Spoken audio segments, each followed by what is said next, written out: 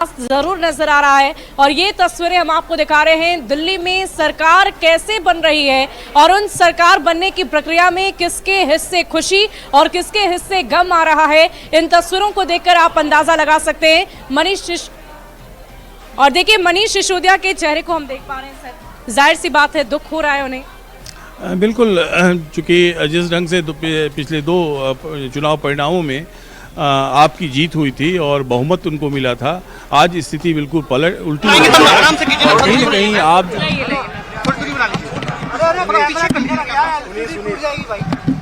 जंगपुरा विधानसभा का चुनाव हम सब कार्यकर्ताओं ने मिलकर बहुत मेहनत से लड़ा। जंगपुरा विधानसभा के लोगों ने भी बहुत प्यार मोहब्बत सम्मान दिया, लेकिन 600 वोट से लगभग 600 वोट से उसमें हम पीछे रह गए।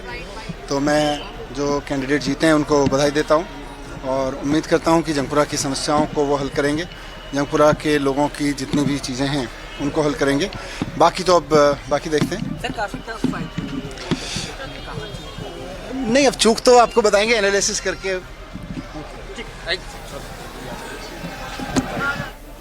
तो मनीष सिसोदिया को हम सुन रहे थे, उन्होंने साफ शब्दों में कहा है कि देखिए हार तो हुई है और इसे हम स्वीकार भी करते हैं। लगभग 600 वोटों का अंतर हुआ जिससे कि मेरी हार हो गई है और उन्होंने जीतने वाले प्रत्याशी को बधाई भी दी है। मनीष सिसोदिया के हार के कारण की अगर समीक्षा की जाए तो क्या क्या वजह हो सकती है? दो तीन बड़े प्रमुख कारण दिखाई पड़ रहे हैं। एक तो जो वोट बैंक था आपका, मध्यवर्गीय जो वोट बैंक था, मिडिल क्लास वोट बैंक था, उसमें बड़ा बदलाव दिखाई दिया। वो बीजेपी की तरफ शिफ्ट किया उसने, बजट की उसमें एक बड़ी भूमिका रही होगी।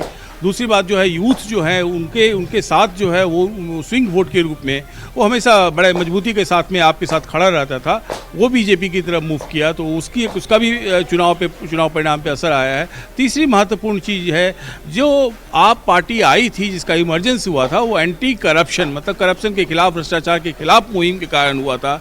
कहीं ना कहीं इन कार्यकाल के समय में 10-12 साल का जो कार्यकाल आपका रहा उसमें वो छवि धूमिल हुई और आखिरी कुछ महीनों में अरविंद केजरीवाल जी, मनीष सिसोदिया जी और संजय सिंह जी के जेल जाने के बाद जनता के बीच में कहीं ना कहीं इस बात को ये उन्होंने स्वीकारा कि ये लोग जो है उन्होंने गलत किया या भ्रष्टाचार किया। उसकी करप्शन एक बड़ा मुद्दा हो सकता है। साथ ही साथ अगर हम अरविंद केजरीवाल जी की बात करें तो उनकी छवि भी धूमिल होने की बात हम लगातार कर रहे हैं। तो क्या अरविंद केजरीवाल की जो छवि धूमिल हुई उसका असर मनीष सिसोदिया के भी परिप्रेक्ष्य में देखे तो उसका भी असर देखा गया? देखिए, सबसे पहले तो आप देखिए कि सीट ही चेंज कर दी गई।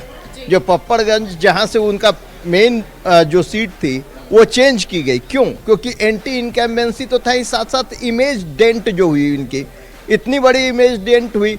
अरविंद केजरीवाल की तो थी ही, साख गिर चुकी थी, उसका असर उन पे भी था और इनके ऊपर भी बहुत ज़्यादा असर पड़ा। और दूसरी तरफ जिस शिक्षा मॉडल की बात कर रहे थे उसकी कलैया भी खुल करके सामने आने लगी। क्योंकि आप देखिए कि सिर्फ जो है आप जो है सिर्फ बाहरी तरीके से, और जिसके लिए मनीष सिसोदिया को क्रेडिट दिया जाता था शिक्षा विभाग में बहुत हाँ, अब उन्होंने कहा, लेकिन सिर्फ शिक्षकों को वहां तक पहुंचा देने और रजिस्टर मेंटेन करने से शिक्षा का स्तर नहीं बढ़ जाएगा। जो प्रतिभा स्कूल थे और ये सारी चीजें थी वो सिर्फ और सिर्फ आंकड़े। लेकिन बच्चों को एजुकेशन तो फ्री दिया था ना? एजुकेशन फ्री तो पहले की भी सरकारें देती रही, सिर्फ